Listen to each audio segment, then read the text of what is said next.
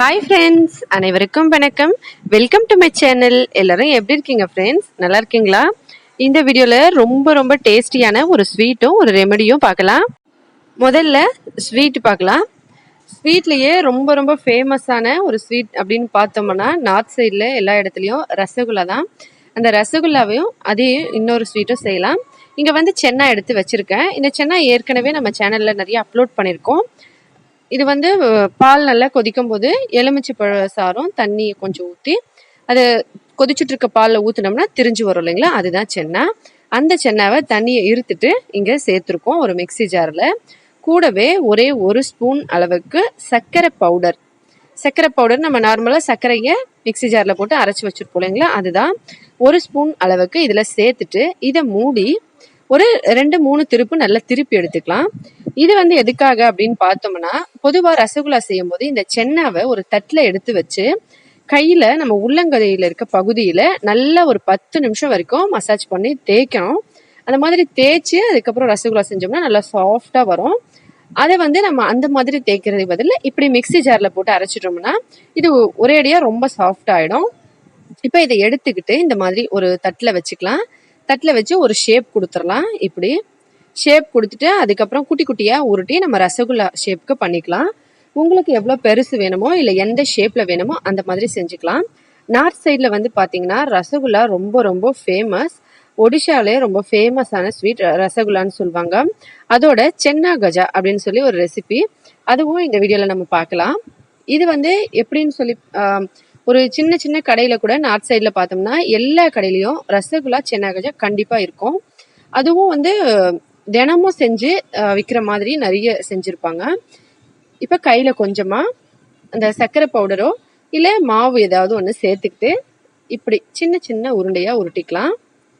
குட்டி குட்டியாக நம்ம எல்லாத்தையும் செஞ்சு வச்சுக்கலாம். உங்கள் விருப்பப்படி நீங்கள் உருண்டை பண்ணிக்கலாம்.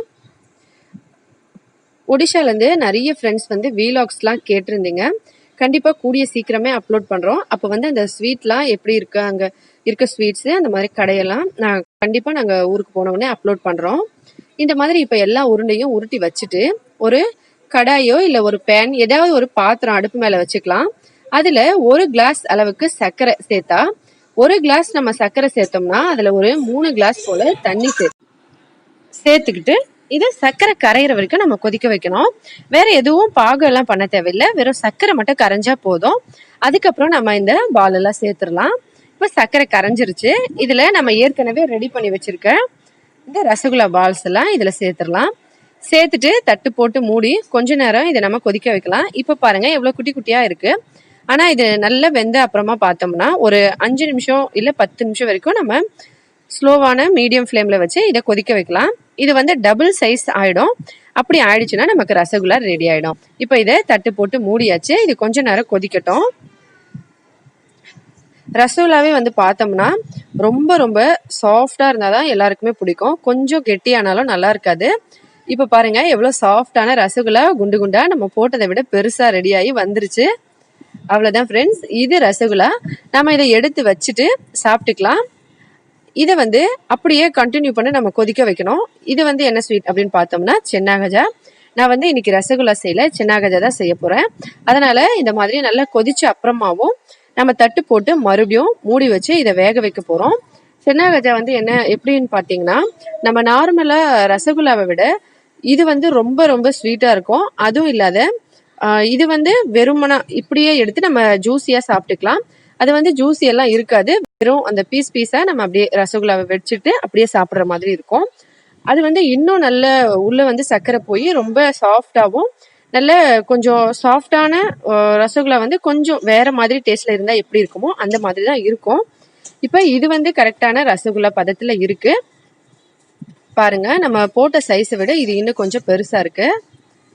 இப்போ இதை அப்படியே வச்சு நம்ம மறுபடியும் இதை மூடி வச்சு கொதிக்க வைக்கலாம். இதுல வந்து நம்ம ஏலக்காய் பவுடர் வேணா கொஞ்சமா போட்டுக்கலாம். நான் வந்து எதுவும் சேர்க்கல, கடைசியா சேர்க்கலான்னு சொல்லிட்டு அப்படியே வச்சிருக்கேன். இப்போ மறுபடியும் நம்ம தட்டு போட்டு மூடி இதை அப்படியே வேக வைக்கலாம். பாருங்க கொஞ்சம் கொஞ்சமா பெருசாகி வருது. இப்போ இன்னும் கொஞ்சம் தான் ஜீரா இருக்கு. கொஞ்ச நேரத்துல இது நமக்கு ரெடி ஆயிடும். இப்போ பாருங்க இன்னும் கொஞ்ச நேரம் கழிச்சு நான் கொஞ்சம் ஏலக்காய் சேர்க்கிறேன். இறக்குற டைம்ல நம்ம இதை வந்து சேர்த்துட்டு இப்போ இந்த கலர் வந்து பார்த்தோம்னா நம்ம ரசகுல்லா செய்யறதை விட இந்த கலர் வேற மாதிரி வந்திருக்கும். நம்ம எடுத்து அப்புறம் பார்த்தோம்னா இப்போ நல்லா கெட்டியாகி அந்த ஜீரா வந்து ரொம்ப ரொம்ப கொஞ்சமா ஆயிடுச்சுன்னா இது எல்லாத்தையும் நம்ம வெளியே எடுத்துடலாம். இதோட கலர் வந்து பார்த்தோம்னா ரொம்ப சேஞ்சா இருக்கும். அதோட இந்த ஜீரா இப்படி நம்ம கீழே ஊற்றும் போது ரொம்ப கெட்டியான மாதிரி இருக்கும். இந்த ஸ்டேஜ்ல நம்ம இது எல்லாத்தையும் எடுத்துட்டு ஒரு தட்டில் வச்சுட்டோம்னா நமக்கு சென்னா கஜா கொஞ்ச நேரம் கழிச்சு ரெடி ஆயிடும். இதை வந்து நம்ம எடுத்து வச்சுட்டு உடனே சாப்பிட முடியாது, கொஞ்ச நேரம் கழிச்சு தான் சாப்பிடணும்.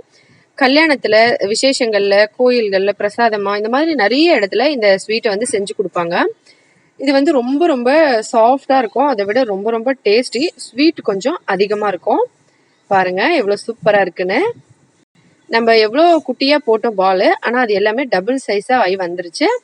இப்போ இது எல்லாம் ரெடி ஆயிடுச்சு. நம்ம இது எல்லாத்தையும் வெளியே எடுத்துட்டு ஒரு தட்டில் வச்சுக்கலாம். இந்த மாதிரி ஜீரா நல்லா இப்படி விடும்போது கீழே பாருங்க அப்படியே கொஞ்சம் கெட்டியான பாகு மாதிரி ஆகி இப்படி ஒரு லைன் மாதிரி வருது பாருங்க. இந்த அளவுக்கு வரும்போது நம்ம அடுப்பை ஆஃப் பண்ணி இதை எடுத்துடணும். நான் எதுக்கு இவ்வளோ தெளிவாக சொல்றேன்னா, நம்ம செய்யும் போது எந்த ப்ராப்ளமும் வரக்கூடாது, எதுவும் மிஸ்டேக் ஆகாம இந்த டேஸ்ட் முழுசா கிடைக்கணும். அதனாலதான் இப்போ எல்லாத்தையும் வெளியே எடுத்து வச்ச அப்புறமா பாருங்க இந்த மாதிரி இருக்கும். இப்போ வந்து கையில ஒட்டுற மாதிரி இருக்குங்களா? ஆனா இது வந்து நம்ம எப்பவுமே ஸ்வீட்டை கொஞ்ச நேரம் ஆற வச்சுட்டு அதுக்கப்புறம் சாப்பிடணும். ஆற வச்சு அப்புறமா பார்த்தோம்னா இந்த மாதிரி கையில ஒட்டாம வந்துடும். இதை அப்படியே சாப்பிடலாம். ரொம்ப ரொம்ப டேஸ்டியா இருக்கும். எவ்வளவு சூப்பரா இருக்கு பாருங்க. இது இவ்வளவு நேரம் நம்ம கொதிக்க வச்சாலுமே இது சாஃப்டா இருக்கும். ஏன்னா நம்ம முதல்லயே மிக்சியில போட்டு நல்லா அரைச்சிருந்தோம்.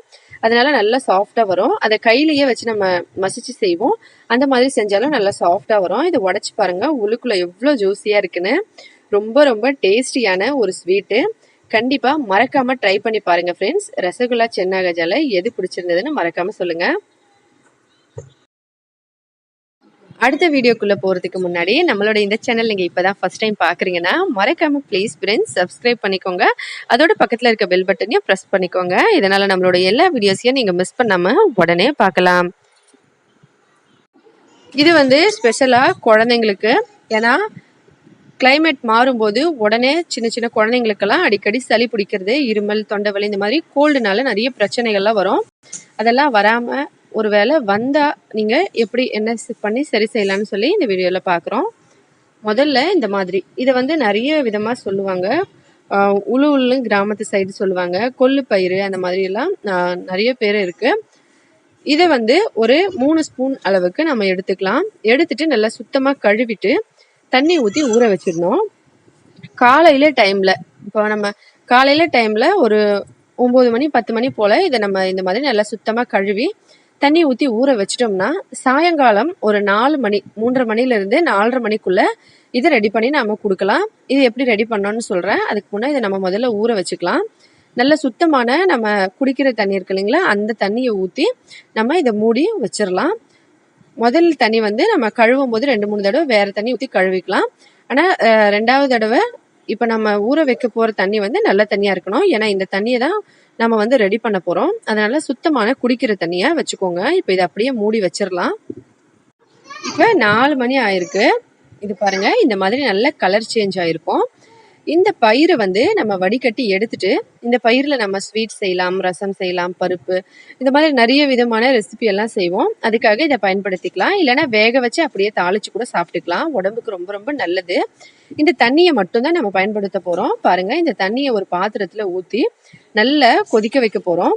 நல்லா கொதிச்சு இது கெட்டியா, அதாவது இப்போ ஒரு கிளாஸ் அளவுக்கு நம்ம தண்ணி வச்சிருக்கோம் அப்படின்னா அது நல்லா கொதிச்சு ஒரு 1/4 கிளாஸ் அளவுக்கு வர வரைக்கும் நம்ம இதை நல்லா கொதிக்க வைக்கணும்.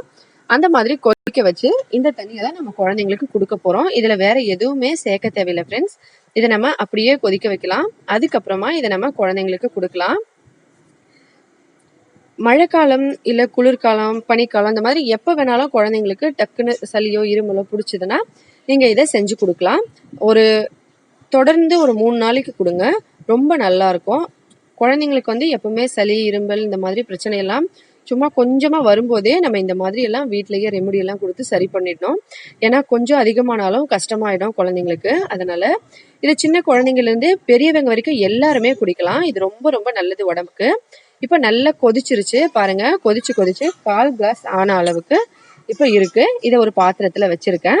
இது சூடு வந்து நல்லா குறையட்டும். குழந்தைங்களுக்கு எந்த அளவுக்கு சூடு கொடுக்க முடியுமோ, இல்ல சுத்தமா சூடே இல்லாம தான் குடிப்பாங்கன்னா அந்த அளவுக்கு, பெரியவங்கன்னா கொஞ்சம் சூடோட குடிச்சுக்கலாம். இந்த மாதிரி ஸ்பூன்ல 1 வயசு குழந்தைங்களுக்கு 2 வயசு குழந்தைங்களுக்கு 1 ஸ்பூனும், 2 வயசு குழந்தைங்களுக்கு 2 ஸ்பூன் போலவும், அந்த மாதிரி குழந்தைங்களுக்கு எந்த அளவுக்கு குடிக்க முடியுமோ, இப்போ குழந்தைங்களுக்கு நம்ம தண்ணி எந்த அளவுக்கு கொடுத்து பழக்கம் பண்ணியிருப்போம், ஒரு டைமுக்கு இவ்வளோதான் குடிப்பாங்க அப்படின்ற அளவுக்கு நம்ம 2 ஸ்பூன் 3 ஸ்பூன் அந்த மாதிரி கொடுத்துக்கலாம். இது வந்து எந்த சைடு எஃபெக்ட்ஸும் வராது. நேச்சுரலான ஒரு பொருள், இயற்கையான ஹெல்தியான பொருள். அதனால எந்த சைடு எஃபெக்ட்ஸும் கிடையாது. அதிகமாக கொடுத்தாலும் என்ன பிரச்சனையும் கிடையாது. குழந்தைங்களுக்கு குடிக்க முடிஞ்ச அளவுக்கு கொடுங்க. தினமும் ஒரு 3 நாளைக்கு தொடர்ந்து கொடுங்க. ஒரு நாள்லயே உங்களுக்கு நல்ல மாற்றம் தெரியும். 1 வயசு குழந்தையில இருந்து எல்லா குழந்தைங்களுக்குமே கொடுக்கலாம். பெரியவங்களுக்கு ஒரு 1/4 கிளாஸ் போல அப்படியே கூட குடிச்சுக்கலாம். இதை வந்து ரொம்பவே ஈஸியான ஒரு ரெமெடி. உங்க எல்லாருக்குமே சூட் ஆகும். எந்த சைடு எஃபெக்ட்ஸும் வராது. நீங்க தைரியமா ட்ரை பண்ணுங்க.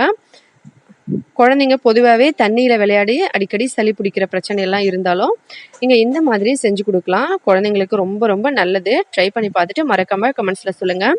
வீடியோ பிடிச்சிருந்தா லைக் பண்ணுங்கள், ஷேர் பண்ணுங்கள். மறக்காமல் நம்ம சேனலை சப்ஸ்கிரைப் பண்ணிக்கோங்க. மேலும் இதே போல் இன்னும் பல புதுவிதமான வீடியோஸ் எல்லாம் பார்க்கறதுக்காக ஹெல்த்தியாக சாப்பிட்டு சந்தோஷமாக இருங்க, சேஃபாக இருங்க. நன்றி, வணக்கம்.